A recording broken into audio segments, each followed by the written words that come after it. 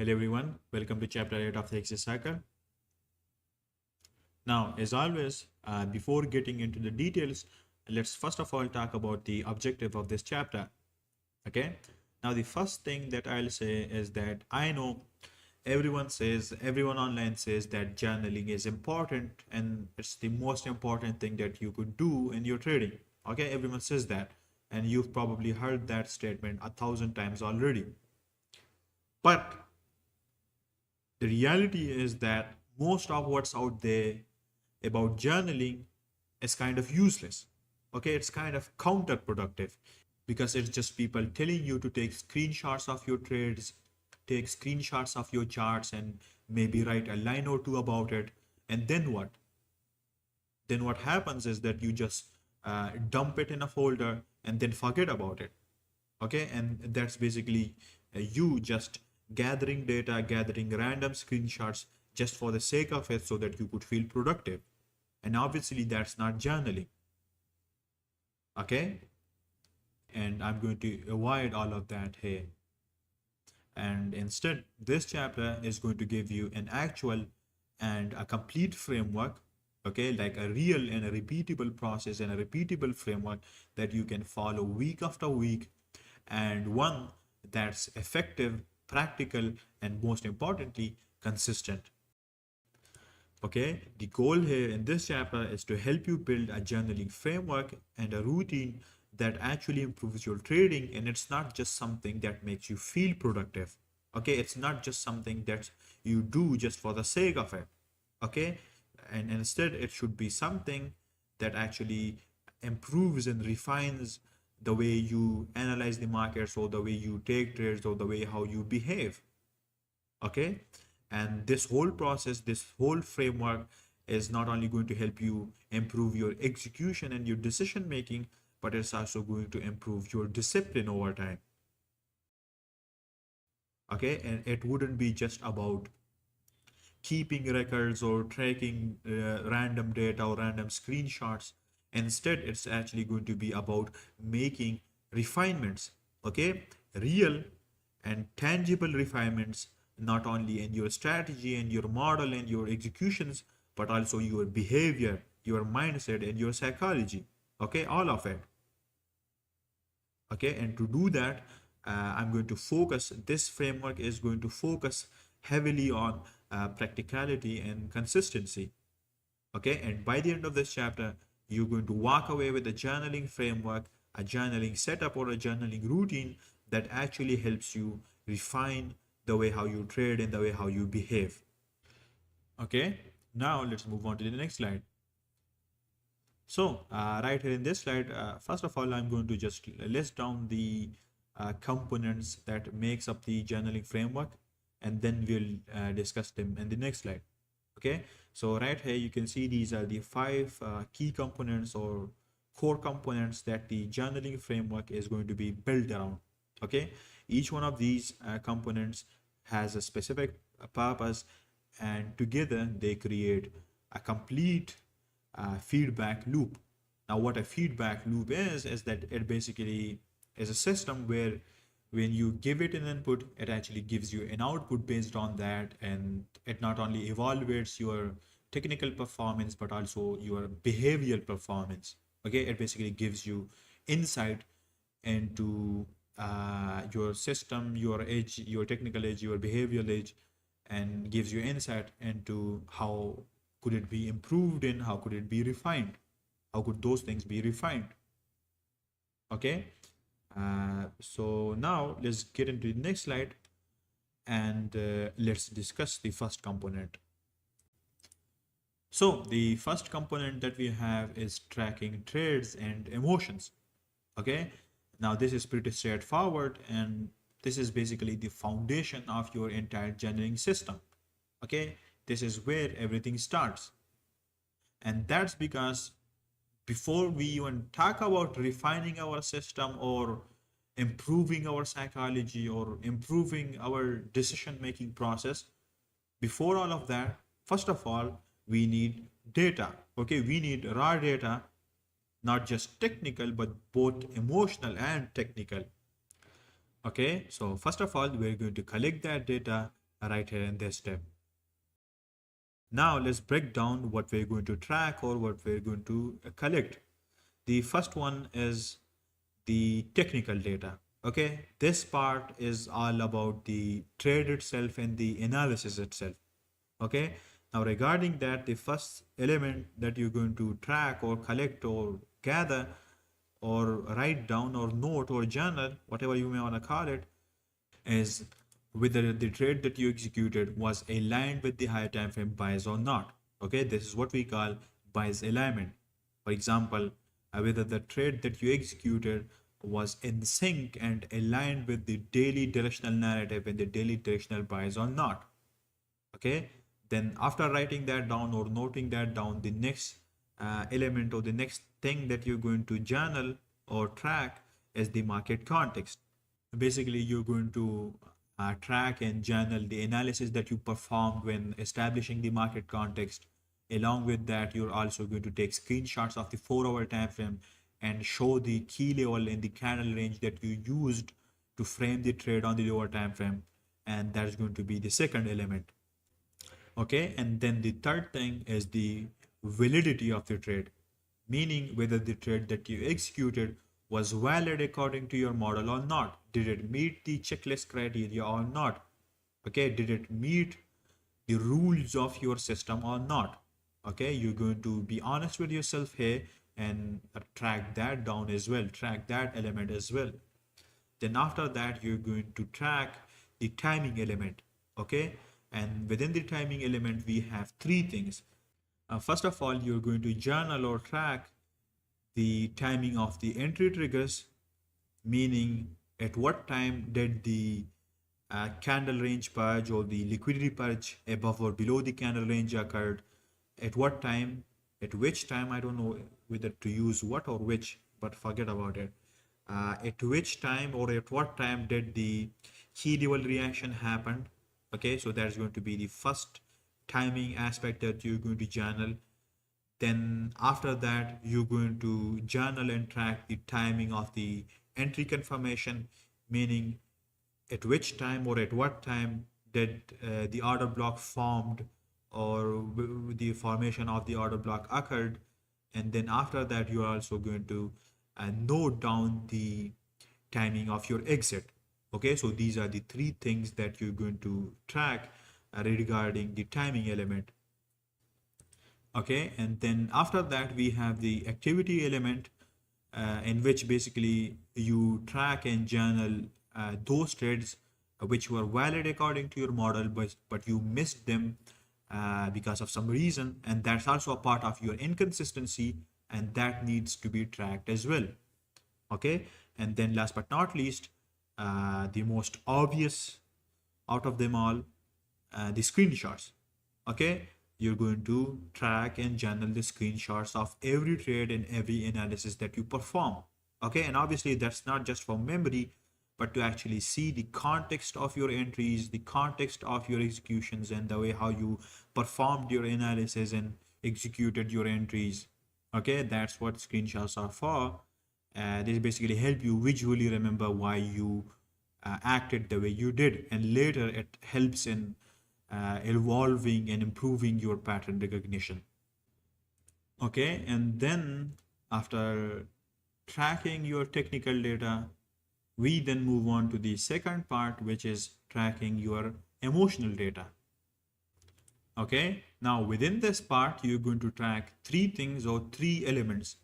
First of all, your mindset before the trade, meaning what was your mindset before executing the trade, then your mindset and your emotional state during the trade, meaning whether during the trade or the execution, whether you felt anxious, did you second guess your decision at any point or not, and basically all of that. Okay, and then after that, the third thing that you must journal or track is your reaction after the trade, meaning how did you feel after the trade played out. Okay, and this is just as important as the other two. Okay, regardless of the trade being a winning trade or a losing trade, how did you respond to it? Okay, did you feel guilty? Did you feel fear?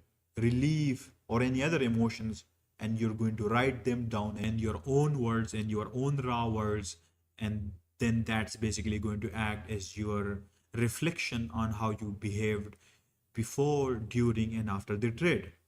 Okay, and then you can use that input, use that information, and review it later, and then uh, based on that make adjustments in your strategy, your approach, or your behavior, or the way how you think.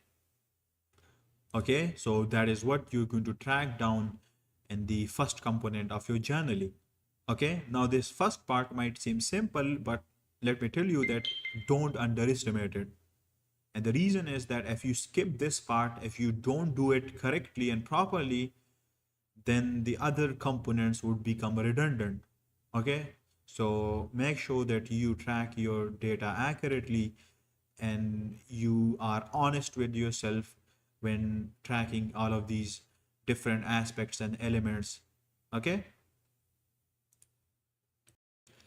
now let's move on to the next slide and let's discuss the second component, which is reviewing your trading data. Okay, so now that you've got all of this raw data and you've recorded it successfully, the next step is to actually make sense of it. Okay, and the next step, we turn these numbers and this raw data into insights, actual insights, which you could then use to make adjustments and refinements in your approach. Okay, this step converts your results into measurable metrics that help you evaluate whether your edge is statistically playing out or not. Okay, now let me explain that to you. So right here, these are the core metrics that you're going to analyze or that you're going to track. Okay, now each one of them is going to be a direct reflection of your edge, of your execution, and how well you are managing both.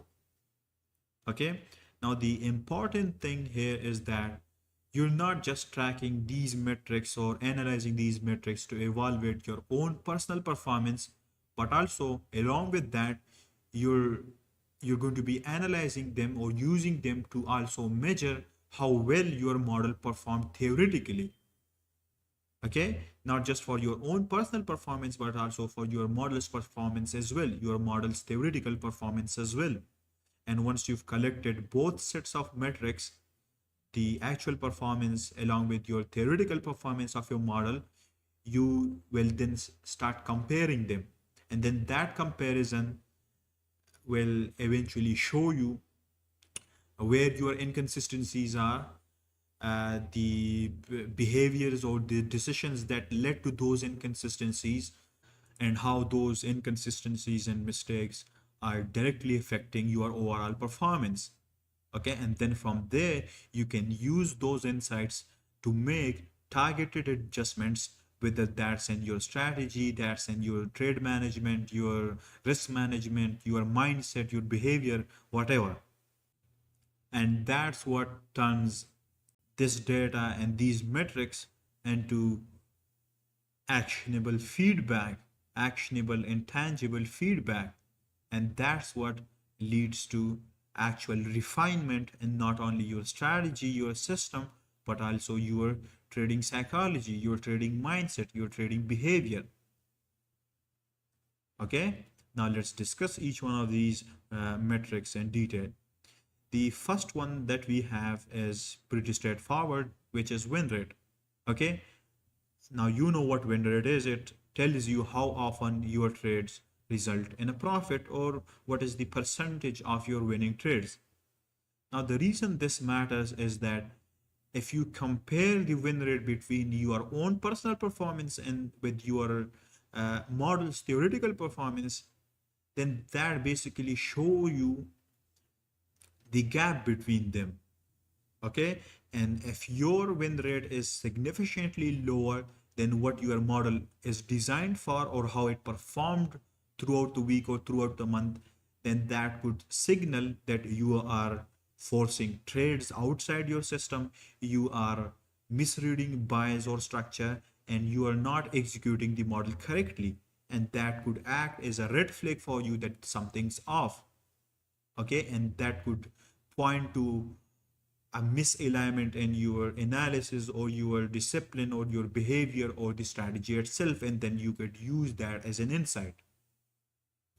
And then after that, the second metric that we have is the average R, or the average risk reward ratio per trade. And this shows how much you are making or losing on average per trade. And the reason tracking this helps is that it helps you understand, are your winners large enough, and are you managing your trades in line with your strategy or not. And then after that, we have expectancy, which is basically a mathematical formula which evaluates or determines your edge. Okay, this is the mathematical foundation of your edge. And this is what tells you statistically whether you're trading is profitable or not, or whether your edge is profitable or not over time in the long run. Okay, and the reason we track this element is that it helps us understand that even if we are profitable in the short term, if our expectancy, if the expectancy of our edge is negative, then that's not sustainable, and the strategy itself or the system itself is unprofitable or is going to be unprofitable in the long term. Okay, this metric basically gives you a clear yes or no answer. Okay, whether it answers whether your edge actually works or not. And then after that, we have drawdown and recovery. Now, the drawdown has two parts, absolute drawdown and relative drawdown. And it basically shows you the depth of your losing streaks, or when you go on a tilt at a certain time. And recovery tells you how fast you bounce back from those, from that drawdown and from those losing trades. And both of these two elements together, they expose how vulnerable your approach or your edge is during such market phases or during such drawdown periods. Okay, now the key thing here is that if your recovery takes longer than the drawdown itself, then that could be a problem. That could mean that you are overexposed on losses, your wins are not strong enough to bounce back, and you're not managing risk consistently. Okay, and tracking this metric gives you uh, a real picture and an accurate picture of your of the resilience of your edge and your approach. And then after that, the next and the fifth metric that we have is equity curve consistency. Now, in my opinion, this metric right here is one of the most important metrics for long-term success. And the reason I am saying that is because the truth and the reality about profitability is that it's not just about how much profits you make at the end of the week or at the end of the month. It's rather about how you got there. Because you could have two types of equity curves. You could have a smooth equity curve or a volatile one. Now, those both of them may end up in profits. For example, a volatile equity curve in which you have violent swings up and down may still end up in profits. But that kind of curve, that kind of volatile curve, is a clear sign of instability. It clearly shows that either you are emotionally unstable or you are strategically unstable in terms of your technical edge. Okay, and on the other hand, if you have a smooth and a steady equity curve, even if it ends in a smaller profit as compared to the other one, it's often a better thing. Okay, because it shows that you have consistent execution, it shows that your risk exposure is controlled, it shows that you are disciplined in your trade selection, and it shows that your long-term sustainability would be much stronger as compared to the other approach where you have a volatile equity curve. Okay, so when you are reviewing your journal and your metrics, this part is extremely crucial. Okay, so these were the metrics that you're going to analyze using the data that you collect in the first component. Okay, and just like I told you earlier, you're going to also perform a comparative analysis on all of these metrics. Okay, you're going to compare your actual performance versus against your model's theoretical performance. For example, let's say that on a week, if your edge averages a 2R, but you are only producing a 0.5R that week, then that shows that there's inconsistency between your performance and your model's actual performance. And then that shows that the problem isn't in the system, it's in your execution. And then what you could do is identify the root causes of those inconsistency, or the root cause of that inconsistency, and then you could find a solution for that inconsistency and make refinements and adjustments. Now let's move on to the next slide and let's discuss the next component, which is reviewing your emotions and mindset. Now at this point in your journaling process, you're going to step away from all of the numbers and metrics, and you're going to move into something that's a little more personal and a little more behavioral. Okay, at this point in your journaling process, you're going to shift from quantitative analysis to qualitative analysis. Okay, you're going to shift from what the statistics are telling you to understanding and knowing why those statistics and why those numbers even exist in the first place. Now what you're going to be doing in this phase exactly is that you're going to be reviewing your emotions, reviewing your mindset, and reviewing your mental patterns. Now, the main reason behind that is because most of our losses don't come from our system being wrong or our technical edge not playing out, but instead they come from our decisions, our reactions, and our impulses. And if we are not tracking these behaviors, these reactions, and these impulses, then obviously we're going to then miss half of the picture. Okay, and that's why, for that reason, it's also important for us to review our emotions and our behaviors as well, so that we could find out the emotional triggers and the behavioral patterns that leads to the inconsistencies in our performance. Okay, now right here, let's talk about what to identify in this component. So first of all, we've got emotional triggers. Now in this part right here, you're going to identify the emotions that caused most of your losses. Okay, you're going to identify whether it was FOMO, the fear of missing out, greed, impatience, or revenge mentality, or any other emotions. Okay, and then after that, we've got behavioral loops. Now, let me first of all tell you what behavioral loops are. Behavioral loops, now think of behavioral loops like mental cycles that keeps repeating. Okay, it's when your brain falls into a trap when one bad action triggers another. Okay, and then that second action reinforces the first one, and then that way you are then stuck in that cycle, in that loop. It's like a bad habit, and it's not a random one, it's patterned, and you could actually identify it and then get rid of it. Okay, that's what a behavioral loop is. Now, a classic example of a behavioral loop in trading is, for example, you take a loss, and then because of taking that loss, you feel pissed, you feel left off, or you feel that you're not doing enough. And then you instantly look for another setup. And even if you know that it's a trash setup, it's not worth it, you still execute that trade because you want to make back the money that you lost with the other trade, with the other losing trade earlier.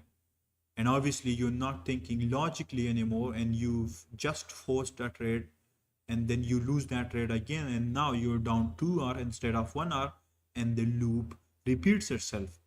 Okay, that's an example of a behavioral loop.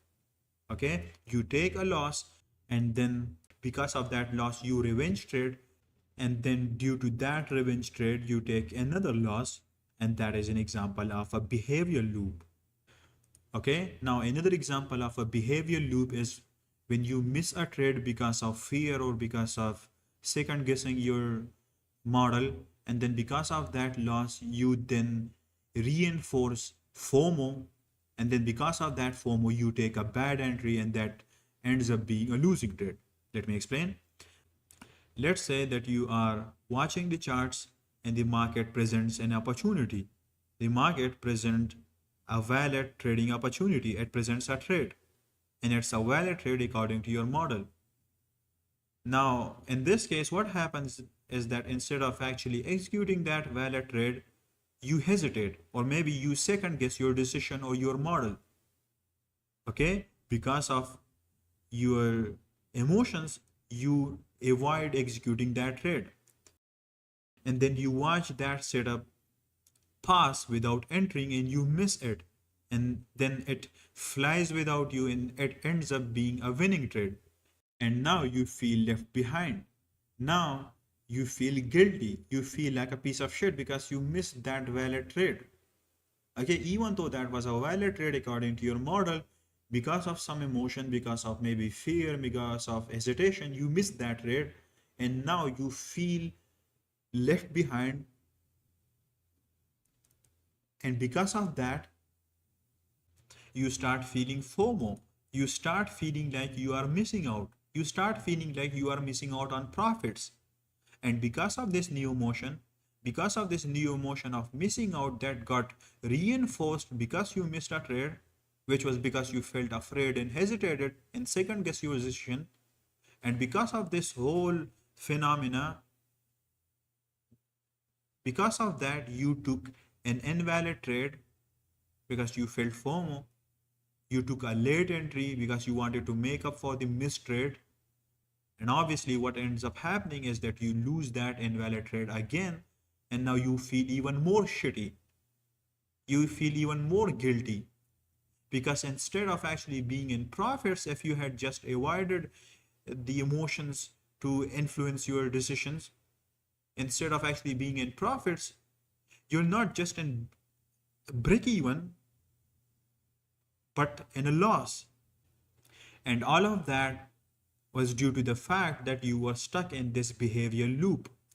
And the behavior loop here is that you, first of all, let emotions dictate and influence your decision making, due to which you miss that trade.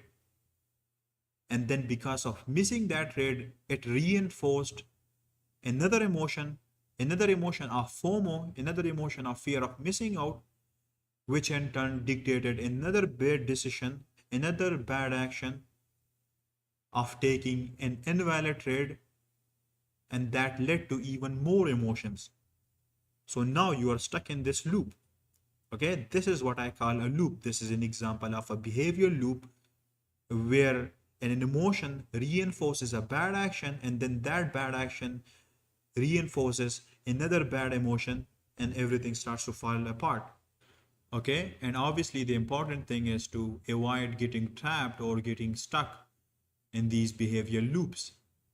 And the way we can do that is by tagging our trades with small notes and small stickers with what happened before them emotionally, and which emotions dictated and influenced those decisions or that decision. And then that way you'll start seeing these loops in your own data. Okay, you'll start spotting patterns within these loops. And then after that, you could then find solutions or coping mechanisms for it to actually deal with it in live market conditions. Okay, and then the next metric that we have is performance states. Now, the way I would define this term is that basically a performance state is the mental or the emotional gear or the emotional state that you're operating in when you execute a trade. Okay, now you've probably noticed this yourself, that some days everything feels clear to you, you are calm, your focus is sharp, and on those days your trades are clean, your execution is accurate. Okay, and then on other days your brain feels foggy, you're second guessing every decision, and on those days your execution is all over the place. Okay, it's not as accurate as the other days. Now what that means is that there is a difference between the performance state or the emotional state on each one of those days.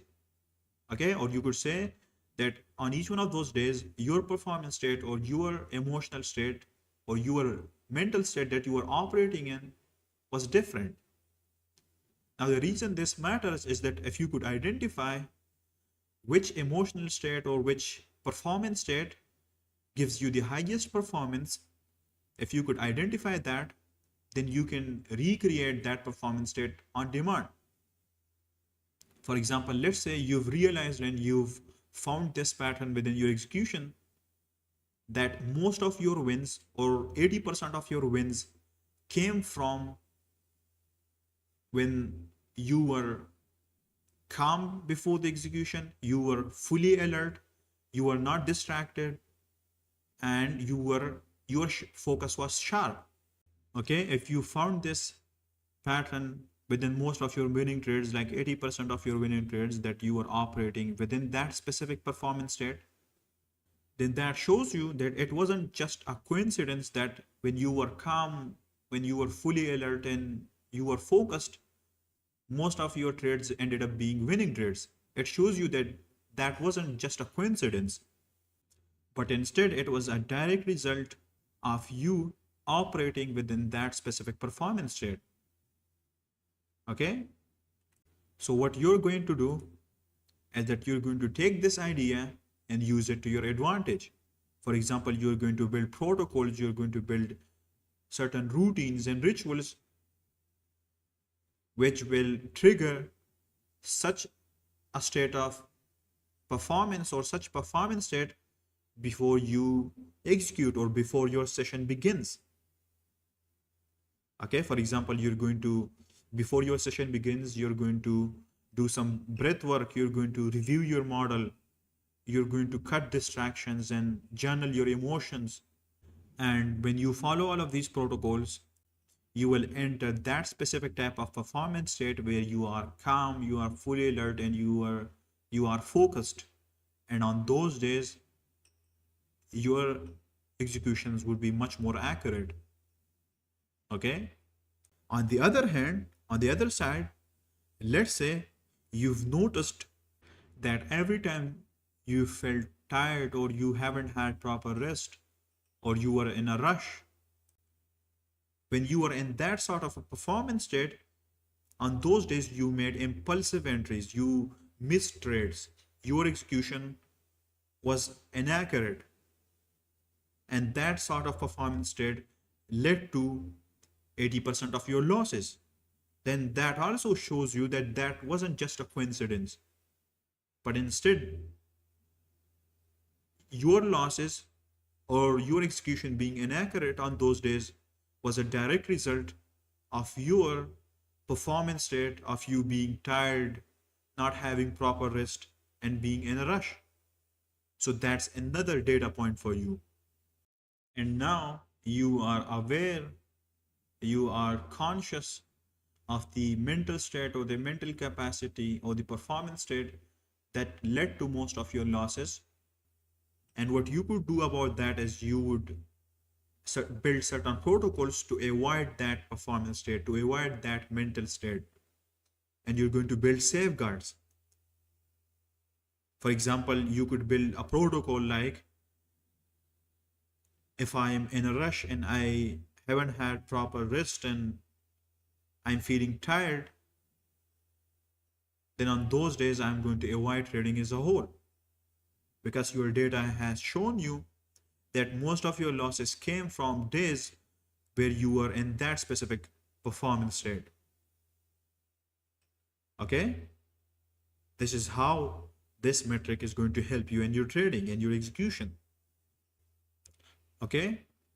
So these were the 3 metrics that you're going to analyze or identify when reviewing your emotional and behavioral data. Now, the way how you're going to do that is by tagging your trades by emotions and then looking for repeating patterns within them.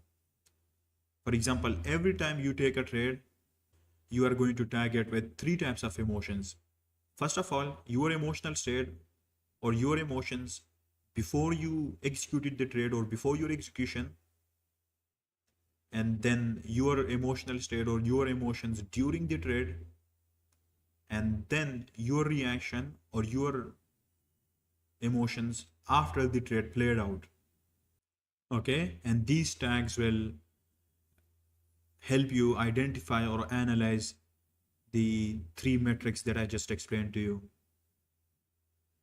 Okay, now I know it may seem too much of a work for you, or you may think it's going to take the whole day if I just sit down and write about my emotions. But trust me, it's so easy. Okay, you just have to make up like at least 5 minutes at the end of each day, and then quickly tag each one of your execution with your emotions. And trust me, it doesn't take more than 5 minutes. Okay, and the important thing here is to be honest with yourself. Okay, is to the important thing is to be brutally honest with yourself, because if you are inaccurate with the notes or the tags, and you don't write the actual emotions because you feel ashamed, then all of this would be useless. Okay, the only way it will work is if you are brutally honest about yourself and about your decisions and about the emotions that led to those decisions or that influenced those decisions. Because trust me, I've been there. Okay, I've been through that phase where I would make such emotional decisions and such out of pocket and ridiculous and childish decisions that then I'd literally feel ashamed. I would feel like I'm the biggest piece of shit and the most childish person ever. And then due to those emotions, I would just avoid writing down my emotions in my own words, in my own raw words, because I would think that that acts as a reminder of my bad emotional decisions. And obviously, not being honest on those days did not help me at all. And the only time I actually started making improvements and actually started dealing with those emotions is when I was honest about everything. Okay, when I was honest about my emotions and didn't sugarcoat anything. Okay, so I know some of you might avoid journaling your emotions on your worst days, on days where you make such childish and ridiculous decisions. But trust me, do not make that mistake. Okay, and actually be brave and write down your emotions in raw words. And it doesn't matter if those were childish decisions or emotional decisions.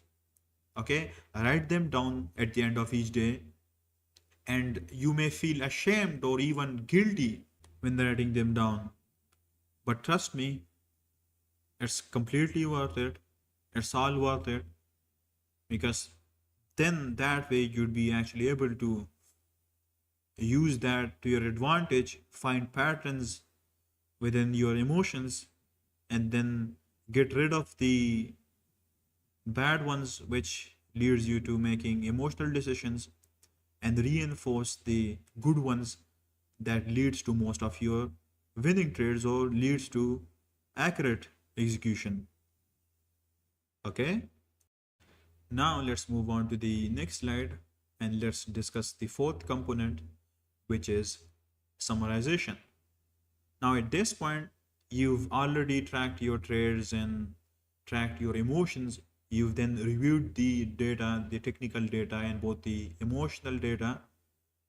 Now in this step, you're going to bring all of that together, and you're just going to summarize all of that data so that you could actually understand it better. Okay, this part right here is going to be a bit more personal. Okay, and this part, what you're going to do is that you're just going to reflect on everything. Okay, you're going to interpret all of the data, all of that technical and emotional and the behavioral data. You're going to interpret that data in your own words. Okay, in your own language, you're either going to record a short clip or write down everything about your trading week, both regarding the technical part of your edge and the behavioral part of your edge. You're going to basically break down everything uh, by being as honest as you can. Okay, and it's not just going to include the behavioral part of the edge, but also the technical part.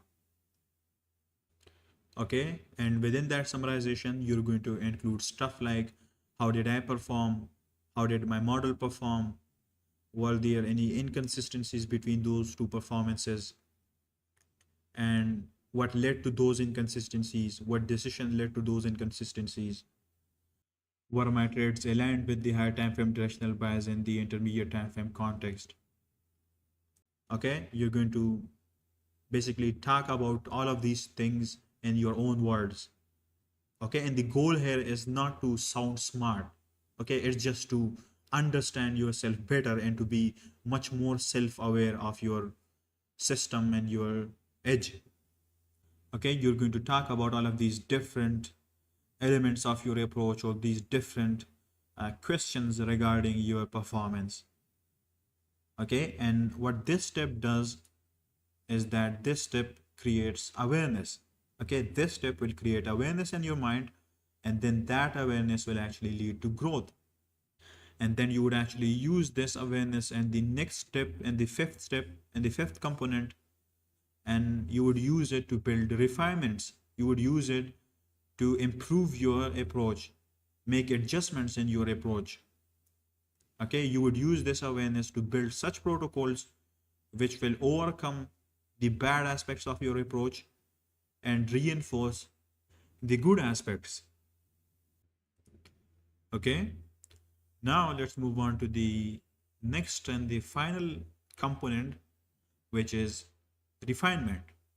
Now, this is the final step right here. This is the final and the most important and critical stage of your journaling. Now, up until now, everything that you did in the previous steps or the previous components was all about building awareness. Okay, tracking data, collecting data, analyzing it, reflecting on it, all of that. Okay, but now you actually take that awareness and turn it into action.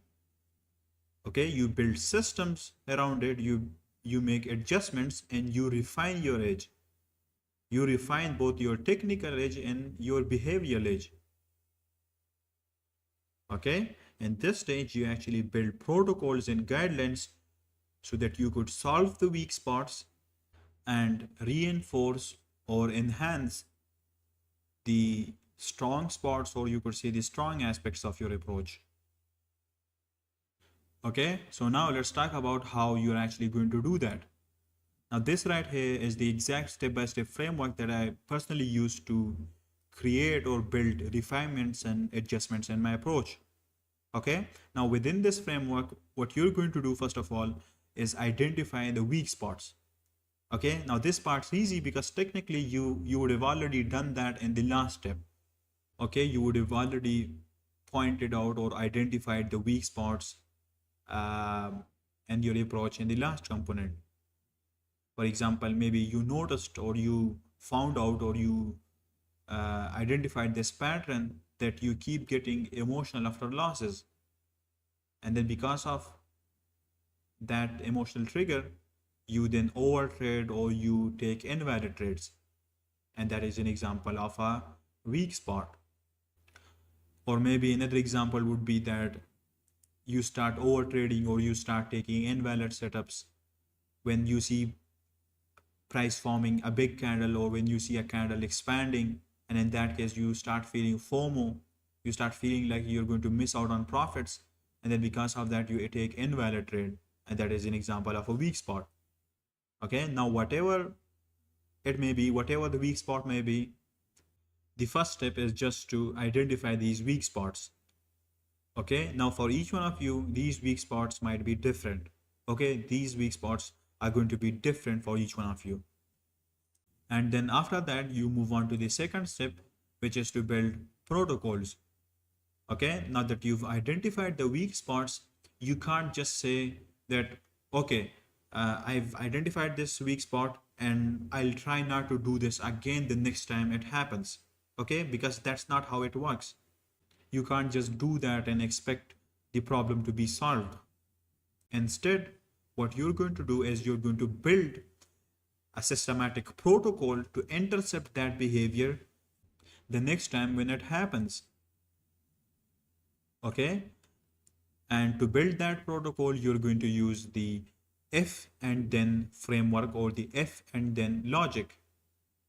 Okay, if X happens then I do Y, and that basically acts as a protocol for you, a systematic protocol for you. Now an example of this would be that, let's say, if I feel FOMO when I see a candle expanding or when I see a big candle forming, and I feel FOMO, then I pause the charts and wait for the next 15-minute candle to close before making a decision. So now right here in this example, you can see that whenever you start feeling FOMO, okay, whenever you start feeling like you are missing out, and that could potentially lead to a bad decision of taking an invalid trade, you intercept that behavior in live market conditions by pausing the charts and waiting for the next 15 minutes for that candle to be closed before making any decisions. Okay, so now you've intercepted that behavior. Okay, another example would be that let's say that you have this weak spot where after taking a loss or taking a losing trade, you start over trading after that and you start taking invalid trades because you think that you're not doing enough and you want to make back that loss. So now in this case, what you could do is build such a protocol where you could say something like, if I lose a valid trade, then I stop trading for the rest of the day. Okay, so right here you can see that it actually saves you. If you follow this protocol, it saves you from making any other emotional decision or from taking an invalid trade. So these were the examples of building protocols. Okay, then after building the protocols, you then move on to the third step, which is to integrate those adjustments, which means that now that you've actually built the protocols, in this step you actually plug those protocols or add those protocols into your trading routine or your trading plan, which basically means updating your checklist, updating your rules, writing it down in your pre-market session journal, and reviewing these protocols before you execute or before the session starts.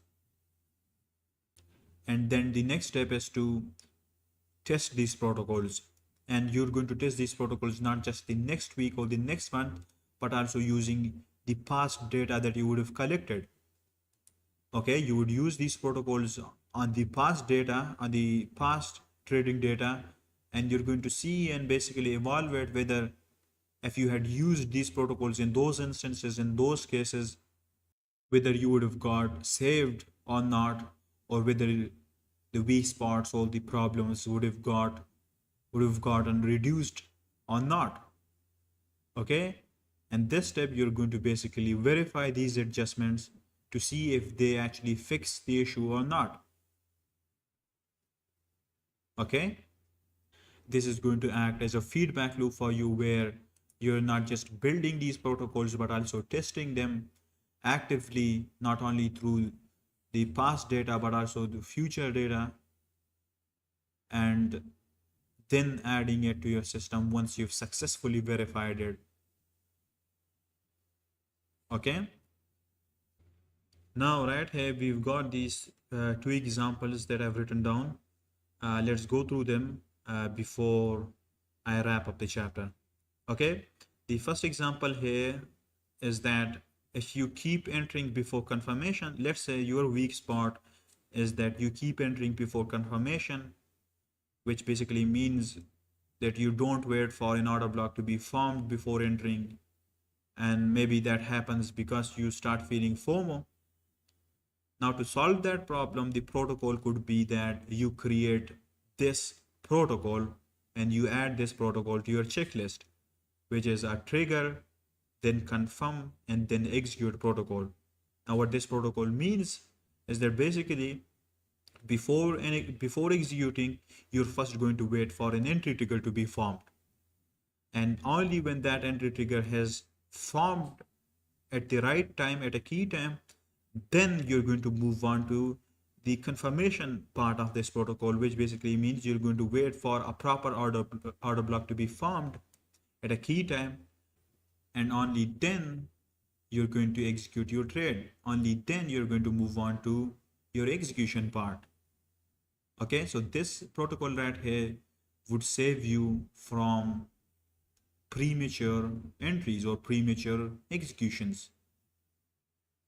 Okay, and if you correctly follow this protocol, every single one of your trade would be a valid trade where it has not only the proper entry triggers, but also the proper confirmation at a key time. Now, another example would be that let's say you have this issue or this problem where you keep re-entering invalid trades after you take a valid loss. Now, in that case, what you could do is create this protocol where you have this one trade per day rule or this one trade per day restriction. And by actually using that protocol, it's going to save you from those unnecessary invalid losses. Okay, and these two examples right here that you can see that I just explained are actual protocols that I personally use myself. Okay, this final refinement stage or refinement component is where you actually start closing the gap between who you are as a trader right now and who you are trying to become. Okay, in this component you turn the self-awareness into self-mastery. Okay, and that's how you evolve, that's how you evolve and improve as a trader. Okay, so that was the whole journaling framework that I personally use.